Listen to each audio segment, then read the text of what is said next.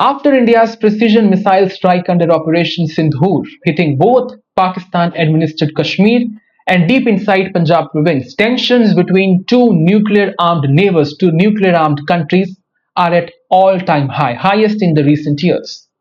But with the diplomatic ties unraveling and militaries on high alert, there is a question on everybody's mind. The big question is war next?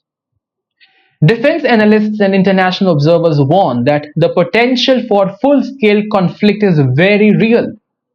The May 7 strikes are India's deepest into Pakistan's heartland since the 1971 war. Please note this point, it's very important. Islamabad's decision to suspend the Shimla Agreement and conduct missile drills in response reflect how close the two countries are on the brink of war. Both governments say they don't want war, but both are also ready for war. Any further misstep could trigger a chain reaction that no one will be able to control. So if war does break out, who will win it, Pakistan or India? Let's compare both nations on the defense front first. Now, in terms of pure firepower, India holds a clear advantage. Ranked 4th in the Global Firepower Index 2025, India maintains a 1.46 million strong active force supported by over 1.15 million reserves. Pakistan, ranked 12th, has around 6,54,000 active personnel with only 5 lakh paramilitaries. India's army boasts more than 4,200 tanks and nearly 1,50,000 armed vehicles, while Pakistan lags with 2,600 tanks and slightly fewer support vehicles. No comparison. Then comes the Indian Air Force, which is far more advanced, operating over 500 fighter jets, including Rafales and Sukhoi 30 MKIs, compared to Pakistan's old 328 jets like F-16 and JF-70s. In the sea, India's 2 aircraft carriers, 18 submarines, and a fleet of 293 warships overshadows Pakistan's 121 vessel Green's water navy in every aspect. Now, nuclear weapons are a dangerous equalizer, but even there, India holds a long-range strike capacity through its Agni-V missiles with capacity of some 5,200 plus kilometers, while Pakistan's Shaneen-3 maxes out at around 2,700 kilometers. But wars aren't just fought with weapons, they are fought with money as well. It is a very important component.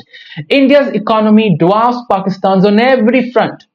With a GDP of 4.2 trillion versus Pakistan's 374 billion, India's war chest is over 11 times larger. Foreign exchange reserves, well, India has 688 billion. Pakistan struggles with just 15 billion, not enough to pay its own bills. While India has kept inflation in check at 4.7%, Pakistan is reeling under 23.4% inflation. Everyday essentials like rice and chicken have become luxury item in Pakistani household. People cannot afford it. India also trades nearly 17 times more than Pakistan and has a much lower unemployment rate. So simply put, Pakistan cannot afford a long war, not militarily, not definitely economically.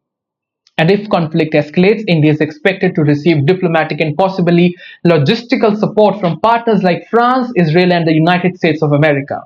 It also enjoys strong defense ties with Russia.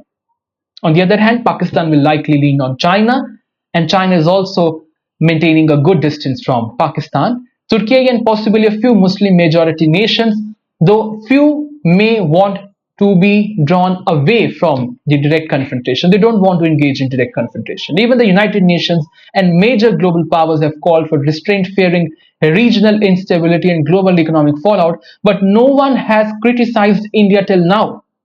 All have said that India had the very right to respond. So on this front also, Pakistan cannot win. So what is the final verdict?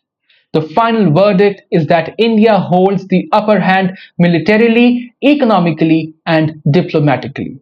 If Pakistan goes to war with India, Pakistan better watch out.